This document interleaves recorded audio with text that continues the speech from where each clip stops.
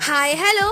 আচ্ছা দাঁড়াও দাঁড়াও, বিরিয়ানি আর কত খাবে? বাঙালির এই বাসন্তী পোলাও ছাড়া কিন্তু মটন কষা একদমই জমে না। তাহলে চলো আজকে ঝটপট সেটা বানানো শিখে নিই। গোবিন্দভোগ চালটাকে বেশ অনেকক্ষণ ভিজিয়ে রেখে ভালো করে জল ঝরিয়ে তাতে দিয়ে দিচ্ছি কিছুটা গ্রেট করা আদা, লবণ, চিনি, ঘি আর হলুদ।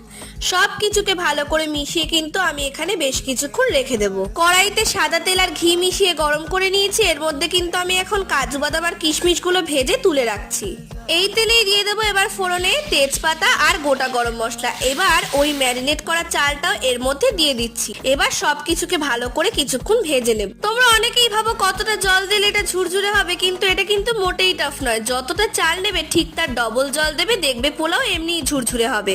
যারা ইনস্ট্যান্ট ঝরঝরে পোলাও চাও, চালটা সেদ্ধ হয়ে যাওয়ার পর নিচে একটা তাওয়া দিয়ে 5 মিনিট দমে বসিয়ে দেবে, তাহলে কিন্তু পোলাও একদম ঝুরঝুরে হবে। আর তার আগে কিন্তু দিয়ে নেবে ঘি আর ভেজে রাখা কাজু বাদামকে